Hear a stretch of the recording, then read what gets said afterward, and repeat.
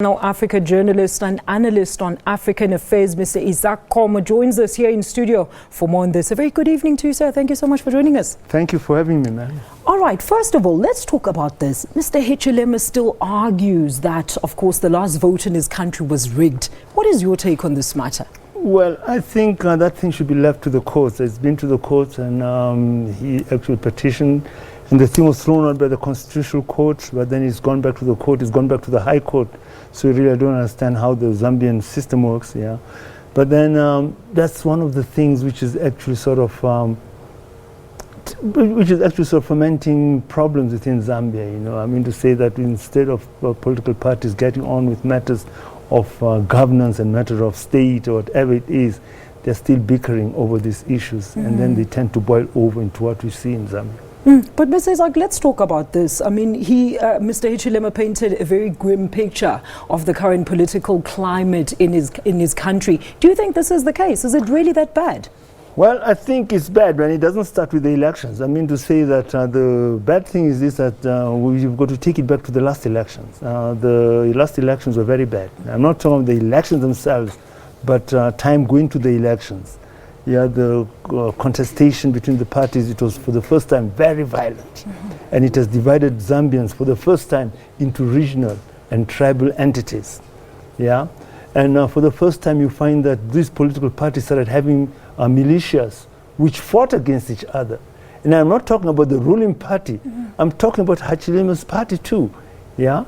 So basically there's a breakdown of, what could I say, of the normal Zambian peaceful thing into militias and actually sort of groups arming themselves, yeah, into vigilantes. Now that has continued after the elections. Yeah, and I think the victor is actually using his extra powers that he's got in actually controlling the organs of state to actually sort of assert himself. But basically the thing has deteriorated on both sides. Yeah, they're pointing at Lundu, but I mean the Hichilema, the opposition, is also responsible for fomenting this state of affairs. Let's talk about his incarceration, for example. I mean, he gets arrested for about 4 months for blocking the presidential motorcade. And you were saying earlier on in the media briefing that this is a clear indication of course, the abuse or the failure of the justice system in the country. Yeah, it's true. Basically, I would look at it, it's actually sort of an indication of how, where the bickering has gone. I mean, if you look at videos of what really happened when the presidential motorcade was going on, I mean to say that definitely instead of they being standing on the side as is required by law, yeah, they just drove on, you know, regardless. Yeah. But does that amount to treason? No, I'm not saying that. No, I'm saying that on both sides, yeah. But now that in itself, it was actually a sign of actually sort of spite onto the president. Yeah, they may be friends, but that action of spite. And I think the state machinery just came back and said, to show you who we are. And they took him and threw him in prison. But funny enough, if it was in the States, the USA, doing such a thing to a presidential motorcade, you could be shot. Really? Yeah, by the Secret Service. Yeah, that's the presidential motorcade. In the state, doing the same thing as he did. You must just make way. Yeah, in fact, when they tell you to make way, in fact, you're not, even if the chap was your friend, you used to drink together, but once you become a president, you know, you should actually respect the office of the president. They should have actually gone out. And again, you find that with the state itself, the state machinery, to incarcerate him for that length of time, it was actually a thing to show him that, no, we've got the powers. So these two people are bickering, yeah? With that, when they're bickering, they should actually respect each other and continue with issues that they're supposed to do. And how do they do that? Hichilema himself is guilty, and his people. They're guilty of what they did. So how do they then move forward and try to force those bridges, so to say? That's the thing, you know. That's the thing with the Zambian thing. I mean to say the thing is being personalized. Yeah, it's a personality clash between two individuals, which has been politicized. That affects the whole country. Yeah, it affects the whole country. Yeah, that is what is actually happening. And also, I mean to say that we've got this big opposition group, the Southern African Platform for Democratic Change. Yeah, they've taken sides. Yeah, which they should be very careful. You know, in fact, you see, when you are doing such a thing, you do not take sides. You mediate as an outsider. You can't see a man and wife fighting over there in a house, and you get and then you go involved. there and you sort of you come and talk to the wife or you talk to the husband. and accuse the other and says, okay, come. When, as an outsider, your first duty is to mediate and see that things go on, okay. You don't sort of go there as a partisan and start making statements against one element against the other. Yeah. Izak, look, I mean, Hichilema has come this close to like persuading Zambia's ruling elite to respect the rule of law. Should South Africa get involved? He's also petitioned for South Africa to get involved. There have been accusations of rule of law, there have been accusations of democracy. Yeah. But you see, one thing, I'll give a very good example.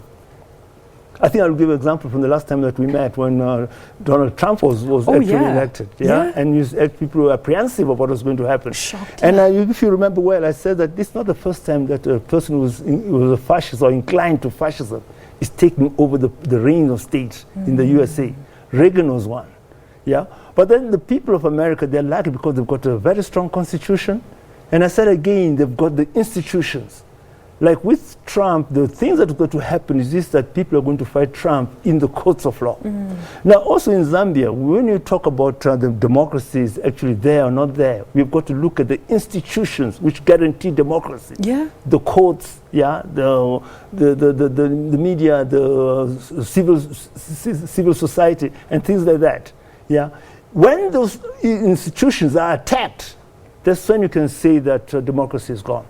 But if you find that there is a bully who's in charge, you just don't say that the democracy is gone. So let's give it time. But again, the opposition, they've actually got to play ball. You know, they've got to come and respect the office of the presidency. And Zambia is in a very sensitive situation. Yeah, because basically with the violence that took place before the elections and during the elections and post the elections, courts have been burned by the opposition. Yeah, so you can even find that even the police itself is apprehensive and heavy-handed. Yeah, so basically it's a two-sided thing, and Zambia is going through a very, very dire economic state. Yeah, the trade unions are up in arms, the copper prices are down. Yeah, and the country is actually sort of the working class is actually in dire straits, and so basically people are very, very, they're easily radicalized. They've been radicalized.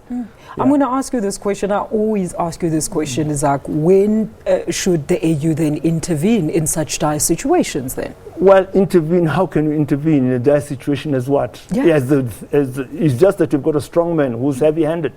But intervene in what? As the constitution, as it being annulled. So what, are they going to claim sovereignty? No, I mean to say not claim sovereignty. I mean to say things are going on okay. Things are going on okay, basically, although the man is heavy-handed. Now, if you're going to go there, as what? Accuse who of what? Yeah, the way he's handling his opposition. Yeah? I mean to say that thing there has got to see, it's got to go to its finality within the courts of law. We've got to see whether the courts themselves are neutral. They've not been tested. But knowing Zambians, I mean, Zambians are people who can never bully. Yeah. There's the only one failure if this, or one loser, if this situation goes on for a long time, and that will be Lungu. Yeah. Because I mean to say Lungu with his behavior, I mean to say that they will have an opposition within his party. It should be remembered that all the opposition parties in Zambia, they started from the MMD. Yeah. But what is this heavy-handedness of Lungu that you talk about, Izak? No, he is heavy-handed. I mean to say that he dealt with everything heavy-handedly. I mean to say right now, he has said that everybody who's got to hospital has got to be tested for AIDS. Yeah. Yeah. Now that thing there, like an extremist type it's an extremist, The civil society have just got to take it to court and actually to kick it out, and they're going to win their case. The other time he actually stopped the opposition party from having, at least the police did, from having their meeting. And the police said that there is it's not a state of emergency, but it's an Article 31, which is a stage before the state of emergency being announced. Yeah, but the civil society came up and the thing was allowed to go on. So you can see that the civil society is still strong. Yeah, the courts of law are still strong. So before you can come and tell a person that, hey, you're doing something wrong, something drastic has got to take place. Absolutely. People not started killing each other. Yeah, but I mean to say that the institution of democracy, yeah, they're intact. It's not like the other neighbor Yeah. where they actually sort of destroy the institution which guaranteed democracy. All right, just one last question before I let you go. I know we're out of time. They're going to kill me, Izak. I mean, we know of the now infamous relationship between the DA leader, Mmusi Maimane, and of course, Hichilema. What do you make of this relationship? Is this even allowed for a member of an opposition party from another country to come to South Africa and hold press briefings addressing South Africans? I mentioned about that where Mr. Maimane goes and actually takes sides. And when Lungu came here, he actually he invited them to see him, but he refused. Says he first instill democracy. Yeah. And what he's doing, in fact, that is being amateurish. But what is really happening? This big alliance of so-called Democrats, or not what it is actually a thing which is actually it's an extension of the African liberal movement, which is funded by the German Christian Democrats. Yeah. There is a very big Christian Democrat hand in that, and also the George Soros group. Yeah. Now these are groups of people who are pushing with neoliberal agenda. So you Africans have got to wake up and know what is really happening on your continent. So that's what is happening. But that itself, it's very wrong for Maimane to take sides and try to talk politics of Zambia. If he's an outsider, he should try to get people to reconcile people. Would this Mmusi Maimane intervening in this hurt the relationships between Zambia and South Africa in any way, do you think, Izak? Well, I don't think so, but I mean to say that he's hurting his own relationship. But I mean, so these are the type of things that the Russians have been accused of. Wasn't he barred at the airport? These are the of course he's been barred at the airport. I mean to say just like Malema was barred from entering Botswana, but nobody said anything. And you see, that's a funny thing. Malema wanted to go to Botswana and he was barred, he was kicked out. And yet, I mean to say that no, the media, nobody said anything. The same man went there to come and interfere with the politics or be partisan, and he was barred, and the media is saying a lot of things. And the same things that which Maimane is doing in Zambia, the Americans will not allow it. In America, you will not even be, as a non-citizen, you cannot even contribute to any political party. It doesn't make sense. But they don't allow it by law. But you can do anything that you want with African things. So we've got to be careful. We've got to have some sort of a protocol on what we can do, what we can do with other people's politics. Izak, I really don't want to let you go, but unfortunately we're way out of time. Thank you so much for joining us for that sound analysis. That was SABC Channel Africa journalist and analyst on African affairs, Mr. Izak Khomo. Let's take a quick ad break. We're coming back after that.